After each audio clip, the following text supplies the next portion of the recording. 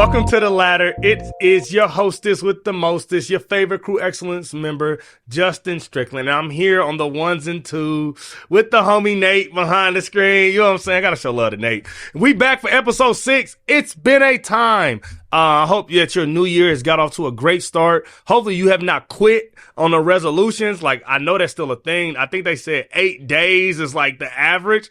We're past that mark. So if you're still going, you are above average. You know what I'm saying? So let's keep pushing on some of those goals and resolutions. And if you're part of Crew Excellence, then I know you just getting started and it's going to be an amazing year. Today, I got a very special episode to my heart. Very, very special episode to my heart. If you know me, you know I love basketball. I mean, the only thing I've done longer in my life than play basketball is be alive. Okay? So I've been playing ball longer than I've been doing anything else, and I absolutely love the game. Like, I'm a purist, right? I watch middle school, high school. I hate elementary school basketball because it's not good. And coaches be pressing and trapping. That's another. Like I said, I love basketball, all right? And so today, I'm going to do something that I think is really dope, is apply the perspectives of leadership to basketball. So I'm going to talk about basketball players, not as players. So if you in the comments talking about so-and-so better than so, this is not what we talk about. We're talking about them as leaders. And I'm going to tell you 2 ways that the perspective of leadership can be applied. So we've done a lot of foundational stuff on like the different leadership styles, guru, hero, voice, royalty, and we've talked through like who fits in what categories, and that is like a lot of perspective of leadership is that, but that's like half of it. The other half is how do you function as a team? What role or what perspective do you need to take on to function as a team at an excellent level? And so I'm going to go through today all the leadership styles. We're going to go through all time. We're going to go by position. I'm going super in depth. I hope that y'all enjoy this episode. Even if you don't like sports, y'all, this is still a good episode for you to hang out and to learn more about leadership perspectives and styles. Remember, if you want to learn your own, you can go to the website, shameless plug, all right? You can go check it out, take the test, take the quiz. You can take some courses over there, and you can grow as a leader yourself. So, all right, let's jump into today's episode. Like I said, I am super, super, super, super excited for this episode. So first, I just want to talk about the perspectives as just all time. So I'm gonna go by position, but first we're gonna start all time, and each perspective is going to have an all-time great that really personifies that perspective, okay? So first, I'm going to talk with royalty. I'm going to talk about royalty. Remember, royalty are leaders that lead with culture. They are leaders that lead with the ideal that if you establish excellent culture, you will get excellent results. They lead by vision.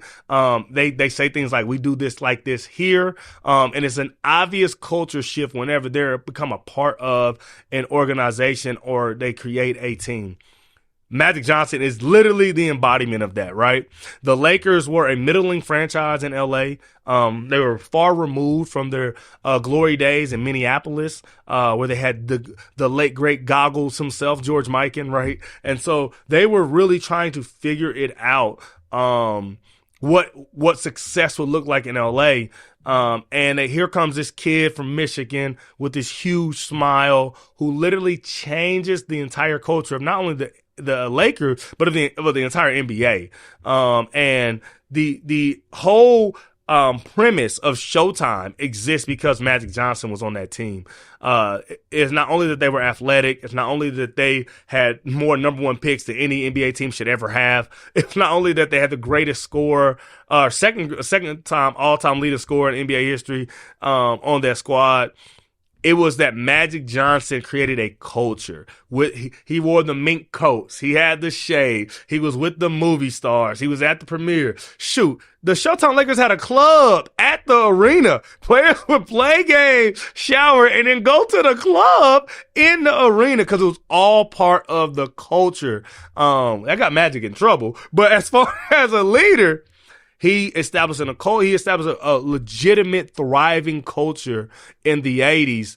And when you think about a royalty leader and a basketball player, there's not really anybody that embodies what a royalty leader looks like more than Magic. And so I'd love to know who else you think will fit. I'm gonna go through some more people that are royalty leaders by position, but I think Magic is probably one of the greatest examples of that, of what that looks like. All right, so we're moving on, and I'm going kind of fast because I got a lot to go through today, but I'm gonna try to make sure I go a little bit in depth on each of them, and I'd love to hear if you want to know more or you got more to add. Drop it in the comments, okay?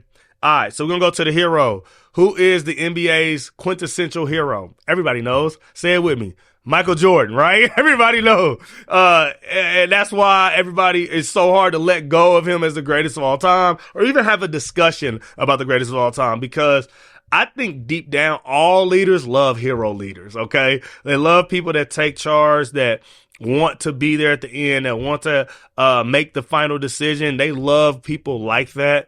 And Michael was the epitome of that. I know a lot of Michael fans, they always say, especially during that second three-peat, they was like, nah, Michael was just chilling. All 3 quarters, first, second, third, he'd be chilling. And then that fourth quarter, it was Michael time. And it's this ideal that Michael Jordan was there to save the Bulls. Like, they talk about how when he left and they lost, right? And Scottie couldn't get it done in Eastern Conference Finals. And they talk about how Mike he was the guy who saved the day. Even if you look at their finals numbers, I always talk about this when we talk about greatest of all time, because I'll be in these discussions a lot. When you look at the finals numbers, Michael Jordan led the Bulls in literally only one category in all 6 championships, and that's points. He was a points leader in all 6 championships. In every other category, Scottie Pippen led the Bulls. So, like, that's a crazy thing to think about, but it makes sense for a hero leader. Like, right? Like, I'm here when it's time to get it done. When we need a bucket, when we need a play, when we need a stop, when we need to finish a team off and put them away, I am going to show up, and I'm going to do exactly what my team needs me to do. And so Michael Jordan is definitely the, I would say, trophy child for what a hero leader looks like. Moving on to the guru, my favorite player, you know what I'm saying? KB24, the Bean himself. He is the epitome of a guru, man. He was so skilled. I always tell people when they talk about greatest of all time, Kobe the most skilled player to ever play in the NBA, man. Like, and you can argue with your mama and your grandpa. I don't care. Like, Kobe was so skilled. He had everything. He could post you up. He had a handle. He could shoot the J. He could drive the lane. Like, Kobe was really that guy. And what makes Kobe so special is, like, everybody in the NBA that we talking about all-time greats, they all have crazy work ethics, right? Like, everybody knows, like, to get to that level, you have to, unless you're like 7 foot, 300 pounds, like, other than that, like, if you're a guard or anything, you have to have a crazy work ethic.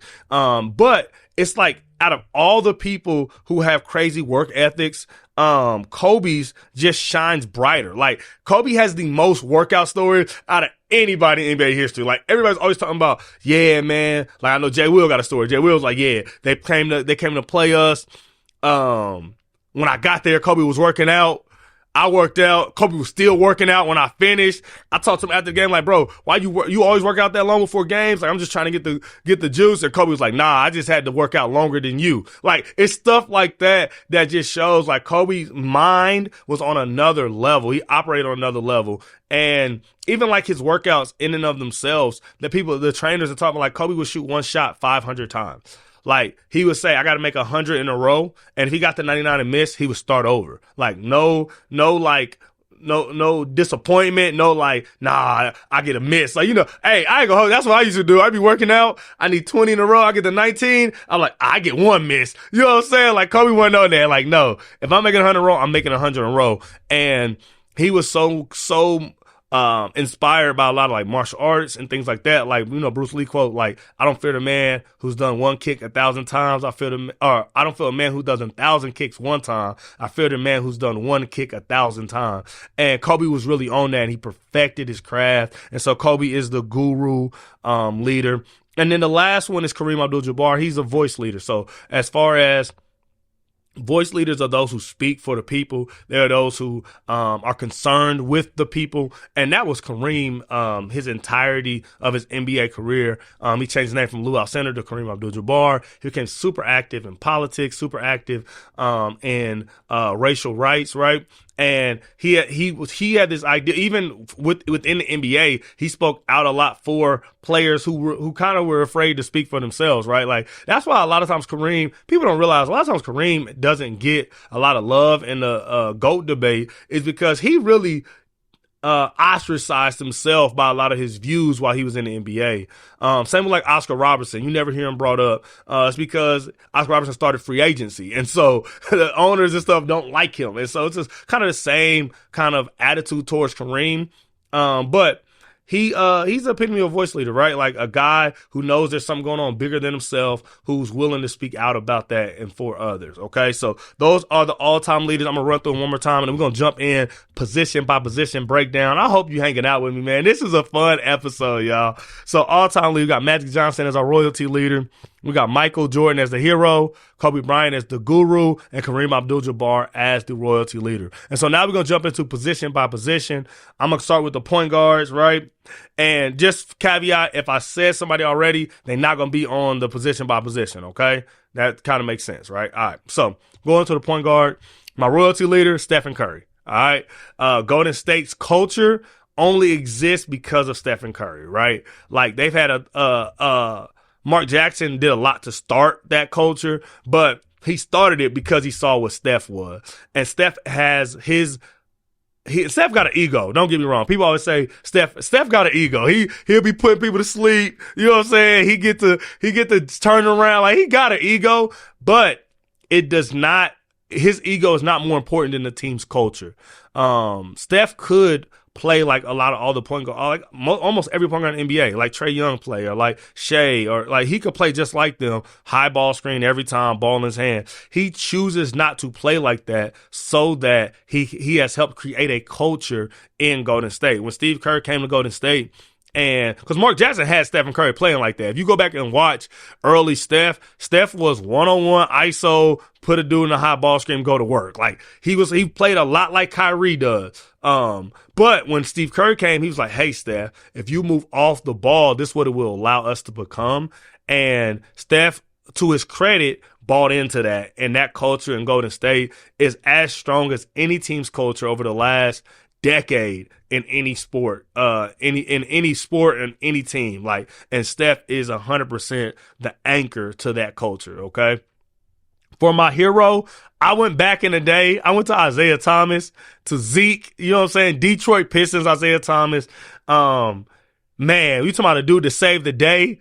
One of the greatest playoff performances ever. Him going for 30 plus and a quarter on one leg. Like, in an era dominated by big men and Michael Jordan, Isaiah Thomas went back to back as a score first point guard, right? Like, he was out there handing out work. I always love some of his clips of him handling. He got the one where he's like dribbling on his fingertips and stuff. But like, if you look at the Pistons, everybody had their role.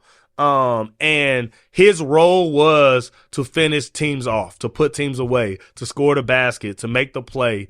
And he did that night in, night out. At a level, at a time where guards, and especially little guards, small guards, were not doing that.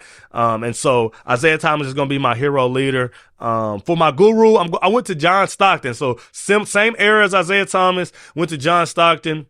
His numbers are so astronomical that people don't even really talk about him. Like, John Stockton statistically is really in that Wilt Chamberlain kind of realm where, like, he's an NBA leader in assists and steals, and nobody's even close.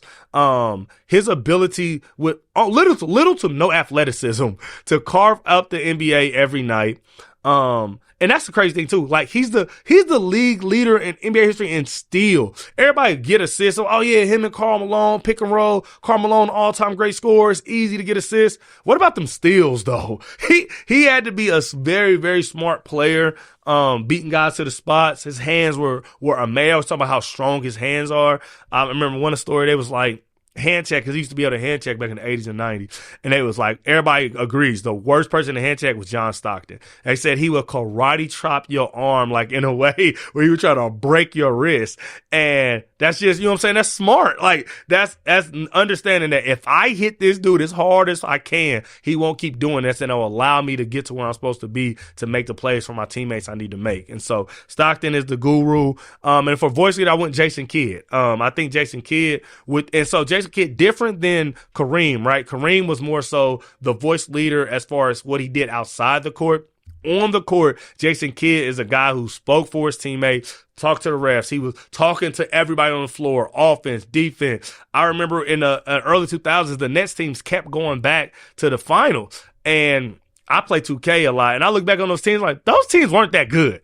But Jason Kidd was so good at getting guys to play together and to play above kind of their normal playing ability, right? Like, he had guys like Richard Jefferson and Kerry Kittle and Kenyon Martin playing like borderline Hall of Famers for a few years.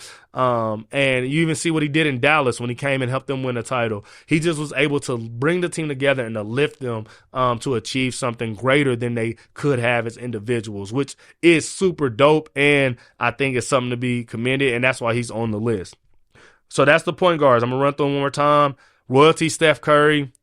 Hero, Isaiah Thomas. Guru, John Stockton. And voice leader was Jason Kidd, okay? Moving to the shooting guard. I don't know why I was in the 80s so much, but I went royalty for Joe Dumars. I think he's one of the most underrated dudes in NBA history. And it's crazy because right now he's been on TV a lot because he's the player disciplinary person in the NBA. So, like, he the dude who suspended Draymond for 3 weeks for throwing a punch. Yeah, he should be back by the time this air, but Draymond was tripping. Dumar's been on TV talking about what Draymond was tripping. But as a player, he was a culture guy. So if you look at the Bad Boys Pistons, one thing that always gets missed is how good Joe Dumars was defensively and offensively. So yes, Isaiah Thomas was the best player on that team. And yes, they had the enforcers up front with Dennis Rodman and, Sally, and they had, Bill. All these guys who were really just punching guys all game. But Joe Dumars was really the anchor, the heartbeat of that team, where he kept them steady. He was always there when he needed them. And he allowed them to be more than just this team that fought people if they were, you know what I'm saying, if they came to the paint. Like Joe Dumars, Michael Jordan says all the time, Joe Dumars was the hardest person that was his hardest defender he went against. And it was this ideal that, like, the reason the Pistons were able to have that culture and have that identity, Joe Dumars plays a huge role in that. And if you don't believe me, look up some stuff. Hear the Bad Boys talk about him. Hear other players around the era talk about him, and they'll talk about how he really was the heart of that team. For the hero, I went Reggie Miller, man. I went Big Reg, dog. His most famous, what's Reggie's most famous play? When he went off, he had 8 seconds left. He pushed the dude down. Still don't know how they didn't call it. Went back, hit the tray ball, hit Spike with the choke. Like, that's one of the coldest moments ever, right? And that's who Reggie was. Like, I'll talk about it to you all the time. Like, Reggie was a good player. Cause I always talk about, I'm telling you, I'm in these GOAT conversations all the time. Reggie in the 90s was a really good player. He's a Hall of Famer. I'm not knocking Reggie. But what made Reggie special was who he was when the game was on the line. Like, when you look at Reggie's numbers, they don't blow you out the water. Outside of his 3-point makes, like, of course, he's on the all-time 3-point makes list, but like his averages, his percentage, his split, like, none of that blows you out the water. He didn't win a ring, none of that. But when the game was on the line, especially if he was in Madison, if Reggie was in Madison, everybody there thought Reggie could win it. And they had seen him do it, and they believed he would do it again. And that kind of personified him and gave him this larger than life, kind of pushed him higher as a player in a lot of people's eyes. It's because, like I said, everybody loves a hero. Everybody loves a guy who makes clutch shots in clutch moments. And that's who Reggie was. And I like Reggie as an announcer too. Reggie's one of the better player announcers. All right. Moving on. Guru, we're going Ray Allen. Sweet shoot. We're going Jesus Shuttlesworth, baby, with the perfect shot. You feel me? Hey, every kid in America, if you want to learn how to shoot a basketball, watch Ray Allen, dog. I'm talking about it's perfect, dog. Clay shoots a lot like Ray, where it's one motion. Oh, and it's sweet, man. It's sweet. Ray was a guru, man. And a lot of people don't remember when early on in his career, Ray could shoot, but he did it all. Ray a punch on you. He had a handle, but it was his ability to perfect the outside shot. Especially at a time when people weren't shooting a lot of threes, right? You got to remember, like, you got Reggie, and the 3-point shooters were specialists. They weren't stars. That's kind of what has transitioned to the NBA now. Is like back then in the 90s and early 2000, late 90s, early 2000s, all the 3-point shooters were like guys who brought in and told them, hey, go stand in the corner. If I kick it, you make the shot. The guys who were killing were the guys getting to the rim or the big guys on the block. Ray kind of moved it to where, like, no, if you shoot it this good, you can shoot threes and be a star. And so Ray Allen is definitely my guru. Shout out to Ray. He kept LeBron in the GOAT conversation. We ain't gonna talk about that. All right. Going to the voice leader, none other than the AI, Allen Iverson.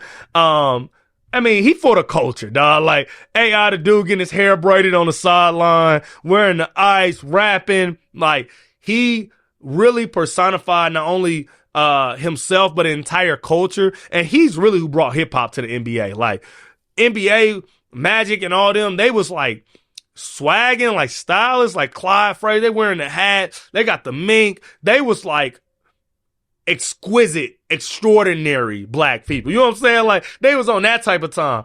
AI was like, nah, I'm from the streets. Like, hip hop blew up, and AI said, I'm bringing all that to the NBA. And David started to know what to do, right? And remember, I don't know if y'all remember, dog. Remember when they had to wear suits to games? That was an Allen Iverson rule. Like, bro, you gotta stop coming to games dressing like this. So, like, AI, everybody, I think, out of a lot of people all time, I would say Allen Iverson is one of the most overrated players all time. And the reason is because he was a voice leader, because he spoke for, he looked like, he played like so many other people in the country could look up to who he was in the face of a system that said, don't be that. And because of that, he gets elevated sometimes. But hey, don't get me wrong. AI was nasty. He was cold as heck.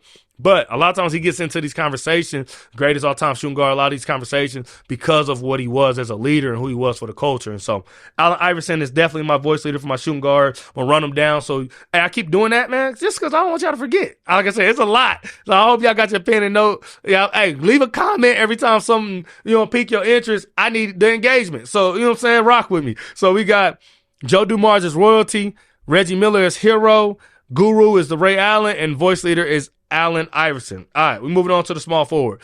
Going royalty, Dr. J.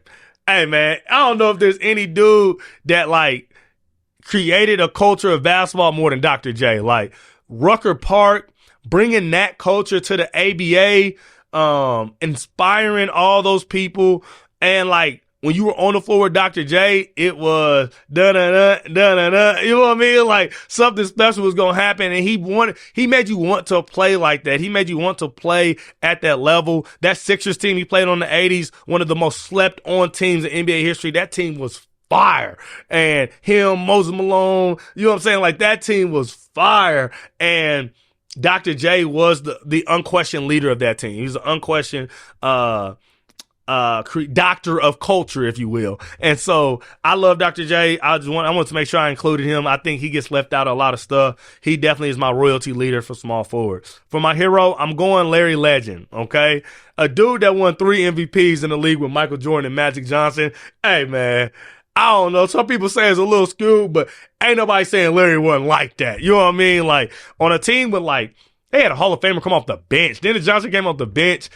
When they needed a play, when they needed a shot, they went to Larry Bird. He was Mr. Clutch. He was Mr. Cool. One of the greatest calls in NBA history. Larry steals it. Larry steals it. Right? Like, hey, and it was from Isaiah Thomas on the low. People, hey, man, I told you, I love this guy. I'm a historian. He stole the ball from Isaiah Thomas, made the pass. Dennis hit. Come on, man. We out here. Clutch play, Larry. That's who he was. Larry Legend. And you know what I'm saying? I think a lot of times when we think of players that when we talk about clutch players all the time, he's always included. Larry Bird was Mr. Cool, and that's what a hero leader is. Guru, Carmelo Anthony. Shout out to my little sister. Shout out to Big Said. Carmelo definitely is a guru, man. You talking about anybody that played against Carmelo said, man, he could give it to you however you want. He could post you up. Boom, he was strong. He had the fadeaway. He had the face up. He was quick off the bounce. He had punch on you. He catch and shoot. Like, as far as scores go, I don't know. Maybe KD, maybe Kobe. Like, they're probably the only two people that I say got a bag like Melo had. Like, and Mike, because even Mike bag at the end of his career, like Mike added to his bag, right? But like, he didn't really have it all at once. Like, when Mike started posting up, it's because he had lost some athleticism. Like, Melo was dunking cats and hitting them with the shimmy. Like, it was Melo's bag was, we talking about Santa Claus, bro. Like, he had a crazy bag. And so shout out to Melo. He definitely my guru. Just a guy with attention to detail, so smooth, who definitely personifies the idea of like information is king, right? Being a scorer for Melo was all about having the information, knowing every single move, knowing every single thing a defender might do and having a counter for it, right? And so for my voice leader, shout out to all my LeBron fans. I think he's probably the greatest voice leader of all time. He really takes... He's been speaking for the culture, for his teammates, for the NBA for 20 years, dog. Like, this guy, man, he's a stand-up guy. His integrity is never questioned. He has the ability to take guys, to make them better, to take the heat for guys. And I would say LeBron is definitely a voice leader. Like, he's on a podium and he's talking like, I remember last year he was saying like, no, Austin Reeves is, you know what I'm saying? He liked that. This Anthony Davis team, like he does a lot. Even when he's in Cleveland, this is Kyrie. Kyrie, you got it. Go to work. I want you to be your best self. He loves being part of the team. This is actually probably one of the reasons why I don't like him so much. He loves like making a pass. Like, he loves being for the team, being for the people. And that's who he is, and that's who he's always been. And I respect that, though. I respect his ability to stay true to himself. Again, even though being criticized by everybody for it, he like, I'm going to be great, and I'm going to do it this way. And that's why LeBron makes the list as my voice leader for the small forward. So, Dr. J, royalty leader, Larry Bird, hero, Carmelo, guru, and then LeBron is the voice leader. Moving to the power forward. All right. Y'all hanging with me? Y'all still with me? Perfect. All right. Moving to the power forward. We got royalty, Tim Duncan, Spurs culture. Literally only exists because of Tim. Like, Tim Duncan is Spurs culture. Ever since he retired, Spurs culture has not been Spurs culture, right? Superstar ability to take criticism from Pop, to require excellence from everybody on the team, and to be unselfish so that everyone knew that the most important thing was winning. The Spurs organization, while Timmy was there, was the most successful organization in all the sport. More 50-win seasons than anybody in NBA history. More playoff appearances than anybody in NBA history. Like, their longevity, they never missed the alls. They were always contender. All because Tim Duncan said, hey, this is how you do it here in San Antonio. This is who you are in San Antonio. This is how you got to be in San Antonio. And the thing about royalty leaders is everybody can't make it in that culture, right? Captain Steven Jackson, one of them dudes, like, he could ball. He couldn't make it in the Spurs culture because he didn't like the way they operated, but it worked for them. And it worked because Tim Duncan made it work, all right? Moving on. Hero, Charles Barkley, Big Chuck, the Chuckster, man. Hey, man, Charles Barkley was a hero. Man, he's about that action. Hey, in all the ways. He was trying to throw hands. He was going to dunk on you. He'll take the shot. I remember one of the most forgotten moments in NBA history is when he went on that Suns run to the final. Man, Chuck was giving it to cats, dog. He was shooting the tray. He was taking dudes off the bounce. He was grabbing off the board, pushing it. Chuck was doing everything. Then he ran into a real killer in Mike. But on that run, though, he was really like that. And so Chuck is my hero leader. For my guru, I'm going Kevin McHale. Another dude from the 80s. Man, he had it all. He could post, he had the post up and under. He had the spin, he had the jump hook, he had the face up. Man, big, tall, skinny dude with every move in NBA history. Like, if you a post player and you want to learn how to play on the post, man, watch Kevin McHale, dog. He was like that, for real, for real. And then for my voice leader, I'm going Kevin Garnett. Like, I remember, you're talking about a dude that talk, a dude that can talk. I remember, I'm old enough to remember the NBA at one point, it was like for one season, they had moved microphones onto the court. They thought it would be a great idea for fans watching at home to be able to hear the players. Well, there's a guy named Kevin Garnett who kept being on TV and kept cussing everybody out. It got so bad, NBA games was on 1 second delay so that they could bleep out all the cuss words the players were saying, and particularly Kevin Garnett. Kobe Bryant was a part of that too, but it was really KG. You're talking about a guy who just, man, he just yelled every play, every moment for his teammates. He going to bat for his teammates. He going to war with his teammates. He was the guy that, like, no matter who you was on the roster, 1 through 12, he was your man. He was your guy, and he was going to fight for you. And I think when you think about a voice leader, Kevin Garnett's got to be the picture next to that, right? Like, he's that guy who, I never forget when he won the title. One, because I'm a Lakers fan. I'm a Kobe Bryant fan, was a Lakers fan. It really hurt my heart when they won it. But watching him in the middle of the court with the ball and he go, anything is possible. You could just see, like, he's speaking for the whole organization. Like, all these guys had never won, had been fighting, had careers on bad teams and were struggling. And then here they come together and they win it all their first year. And he spoke for everybody when he's like, anything is possible. So that's my voice leader for power forwards. I'm running back. We almost there. Royalty for Tim Duncan, hero for Barkley, guru Kevin McHale, and my voice leader was KG. For my center, we're going royalty Patrick Ewing. Hey, shout out to Patrick Ewing. Knicks culture, the Garden was rocking in the 90s because of Patrick, dog. He was really, man, the knee pads. Oh, man, Patrick was playing basketball and volleyball knee pads, dog. But, like, he was the anchor of that culture, man. Him, Chris Childs, Allen Houston, like, it was Patrick Ewing who made the Knicks believe that they might win. You know what I'm saying? Because they ain't believed ever. Like, they haven't won since the 70s. But when Patrick was there, man, the Knicks had a culture. They was fighting cats. They was tough. They was hard-nosed. They was lunch pail. Like, at a time in the 90s where, like, everybody, Mike he flying. He all fancy. The Knicks is like, nah, we're going to hit you in your mouth again and again with our knee pads on. And that was all Patrick Ewing, dog, who's a part of that. Going to my hero, Shaq. Shaq is the hero center. This is why. Shaq was about his bucket, his rebounds. Like, Shaq, if you watch a Lakers game, that ball go in the post, it don't usually come back out. You watch a Magic game, that ball don't come back out. Shaq's numbers in the playoffs are incredible. It's because Shaq had a switch. Unlike really anybody else in NBA history. This is why Shaq gets inflated in a lot of great all-time conversation. Like, Shaq's prime was very short. Like, when you think about it, Shaq was probably really, really good for probably 7 seasons, which is not a long prime.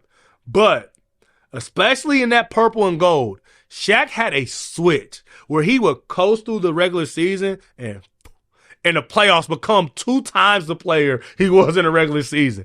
I remember, I think in the final, I think it was against the Nets, Shaq averaged like 40 and 15. Like, I remember he backing Jason Collins down, and Jason Collins' feet is coming off the ground. I remember in Philly when Dikembe was literally getting carried to the rim. Like, Shaq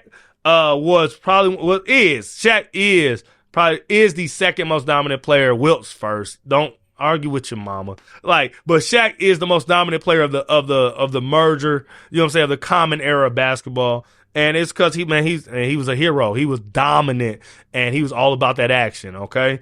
My guru, man, the Dream. I'm going Akeem the Dream with the Dream Shake. You see everybody doing it now. And what about Akeem brought that? He brought that to the league. Hey, go watch his clip on David Robinson.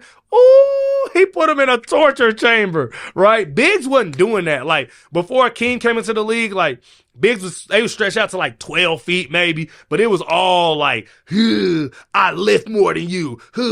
I'm a man. Like, they was all on that. Akeem was like, man, I play soccer, bro. Let me spin off you. Let me show you this feet. Let me face it. Akeem had a handle. Go watch the clip. Akeem, he hit you with some stuff. Like, Akeem was like that. And so all the players, even to this day, bigs that want to get better, guards that want to learn post moves, they call Akeem and be like, hey, bro, you got a couple days, you got a week, like, because he was a guru, man. He knew all the stuff. He had all the information, and he'd give it to you any way you wanted it, all right?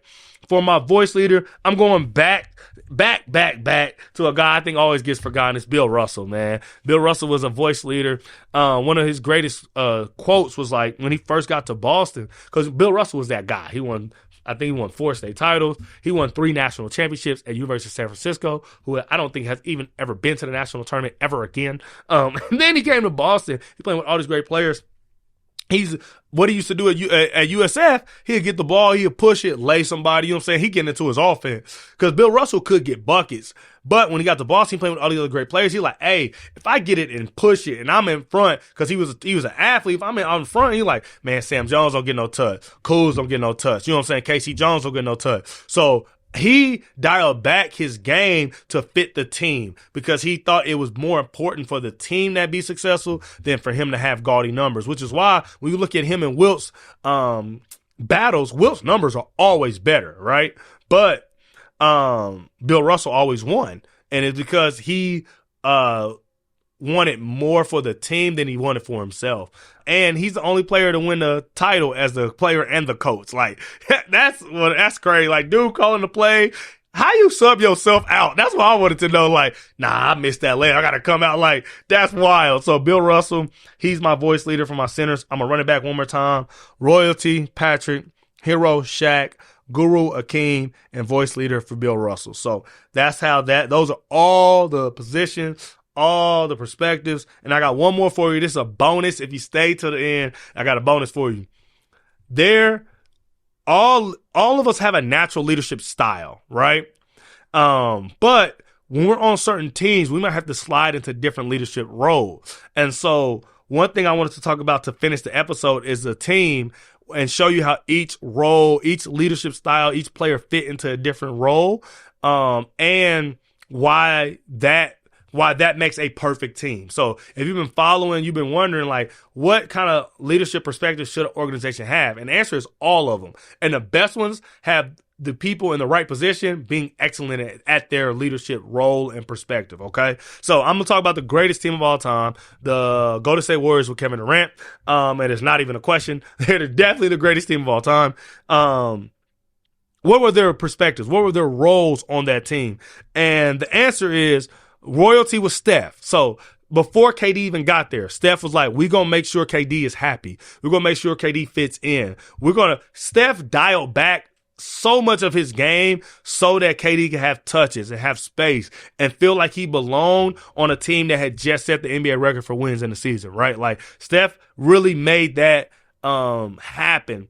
And his teammates were upset about it. Like, I remember Steve Kerr coming out that year because they were struggling kind of early. And he was like, Steph got to be Steph. But Steph was so concerned with the culture and making sure that KD fit into that culture that he really dialed it back. And it made for, like I said, the best team in NBA history, right?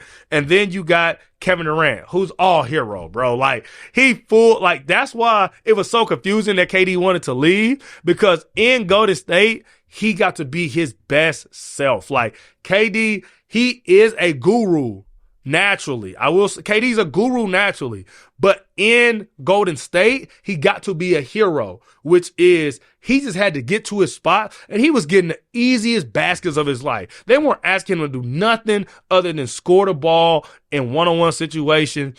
And he was eating it up, man. In the finals against Cleveland, man, the Hezzy left, bang, from 3. Finals MVP, second back-to-back year, same shot, go home, Bron, twice. And it was just the perfect situation for him to slide into that role. And like I said, that's why I'm saying sometimes who you are naturally isn't what's best for the team.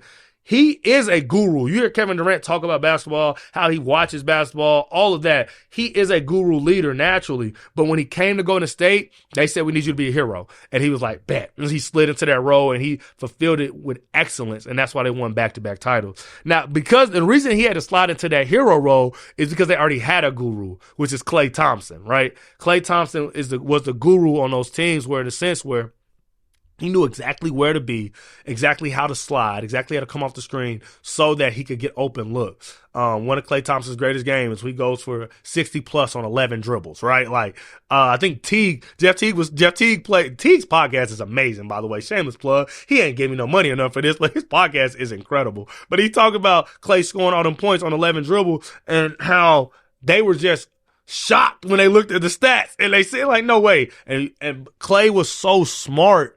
And he knew how to play off of Steph. He knew how to play off of Kevin Durant and Draymond so well that the moment you fell asleep, bang, he was hitting you. Like, the moment you put your hand down, the moment you forgot about him because you was guarding Steph, you was guarding KD, bang, it was a bucket. And so that made him so special, it made those teams so special, is his ability to be in the right spot at the right time every time, okay? Voice, everybody know who the voice leader is. It's Draymond, dog. Like, Draymond was the voice leader of the Golden State Warriors, and he still is, and he will be till he retires. Like, he talks for Steph, he talks for Klay, he was talking for KD. He was talking to KD too much, but like, he really embodied that culture. Like, Steph set the culture, and then Draymond went and told everybody else about it. And he made sure that everybody on the team knew he had their back. He was there for them. He was going to hold it down for them. And he was going to make sure that they knew exactly what Golden State stood for and what Golden State was trying to achieve. And Draymond is the epitome of a player who sacrificed for the greater good. Like, in high school, in college, like, I know dudes who played against Draymond in high school. I know dudes who played against Draymond in college. Draymond got buckets at Michigan State. In Saginaw, Michigan, Draymond was dragging cat. He was cooking cat. He could score the basketball. And when he came into the NBA, he tried to score the basketball. He came off the bench when he first got there. He was trying to be a scorer, and he figured out, this is not how I stay on the court. This is not how I'm going to make a career. I'm going to sacrifice my offensive game and become the leader, the voice leader of this team and of this organization. And that's what he's been, and that's how he got himself into the Hall of Fame. And so I want to know what you all think, right? Tell me if there's a player I left out, if you disagree with one of the perspectives that I gave for a player. Drop a comment. Tell me who your favorite player all time is, and tell me what leadership perspective you would have putting them under, okay? So I want to know who your favorite player all time is and what leadership perspective you would have put them under. And man, like I said, this episode has been so fun, y'all. Like, I love talking basketball, and to do it on my podcast and spin it about leadership, creme de la creme, man. It don't get much better than that. And so, hey, man, I'm your host with your mostest, your favorite Crew Excellence member, your boy, Justin Strickland. And I'm out until next time. Be here next week, Friday, same time. I love y'all, man. Go and be excellent, man. Peace.